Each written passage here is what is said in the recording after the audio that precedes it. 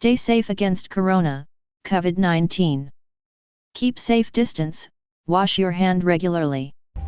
Forever Feast. Subscribe to our channel and click bell button to get updating videos. Thank you for the subscribers to supporting our channel. Number 1, Jean Villepreux Power, from 1794 to 1871. Although the name Jean Villepreux Power is little known now, the French naturalist was famous in her day for an invention that allowed people to study marine life more easily, the aquarium. Villepreux Power started her scientific studies on the island of Sicily, and in 1832, she started investigating the paper nautilus. Popular opinion held that the nautilus took its shell from another organism, but in order to determine if this was true, she needed to be able to observe one closely. Villepreux Power created the first glass aquarium so that she could observe the nautilus in controlled conditions, proving that it made its own shell. She went on to design 2 additional variants, a glass apparatus within a cage for studying shallow water creatures, and a cage-like aquarium that could be raised and lowered to different depths. For her groundbreaking work, Villepreux Power became the first female member of the Catania Academia, as well as over a dozen other scientific academies. Number 2, Margaret E. Knight, from 1838 to 1914. If you've ever used a paper bag, you can thank Margaret Maddy Knight, the 19th century's most famous woman inventor. Born in York, Maine, Knight was most well known for a machine she built when she was 30 which folded and glued paper to create a flat-bottomed paper bag. The product was so popular, in fact, that a man stole the idea to patent himself. When Knight took him to court for patent interference, he argued that a woman could not possibly understand the mechanical complexities.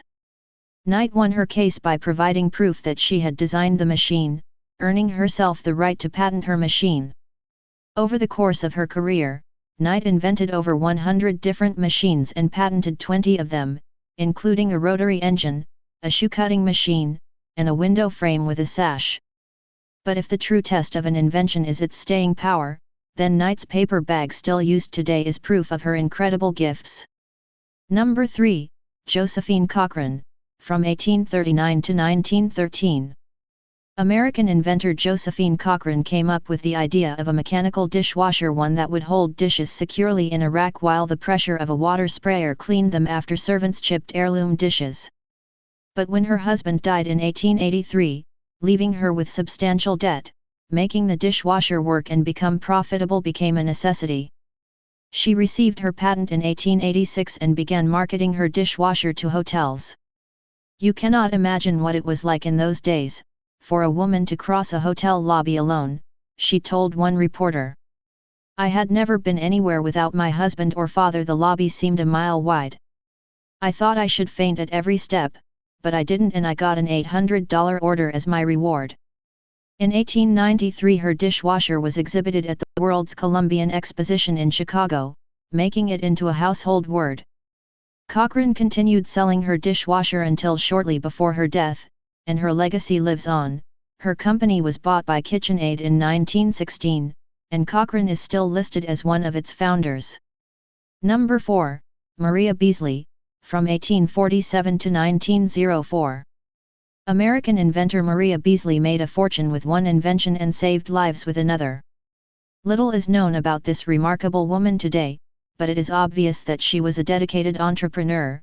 She successfully marketed at least 15 inventions, including a foot warmer, an anti-derailment device for trains, and a barrel-making machine that resulted in an estimated income of $20,000 a year at a time when most working women earned $3 a day. But in 1880, she invented something that would save lives at sea, a dramatically improved life raft. Although ships did have emergency rafts, they were simple planks with hollow floats and no guardrails, almost exactly like a raft made of wood a character might make in a cartoon. Beasley wanted to create a raft that was fireproof, compact, safe, and readily launched. By changing the style of the floats, she created a raft that could be folded for storage but unfolded quickly in an emergency, yet still allowed for guardrails at the sides. Despite her amazing accomplishments, however, the attitudes of her time are still obvious. In the 1880 U.S. Census, Beasley was listed as an unemployed housewife.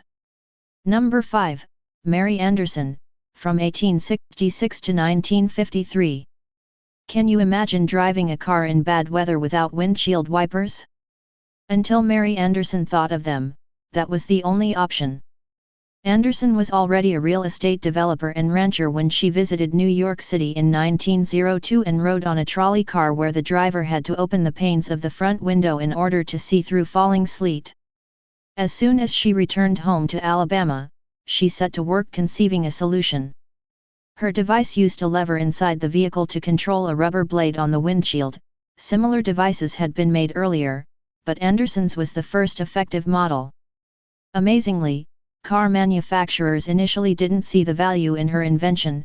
One Canadian firm declined her invention in 1905, saying, "We do not consider it to be of such commercial value as would warrant our undertaking its sale." However, in 1922, Cadillac became the first car manufacturer to include a windshield wiper on all its vehicles, and after Anderson's patent expired, they quickly became standard equipment. Number 6, Sarah Breedlove / Madam C.J. Walker, from 1867 to 1919. Sarah Breedlove was the first child of her family born after the Emancipation Proclamation, and she would go on to become the first female self-made millionaire in the United States.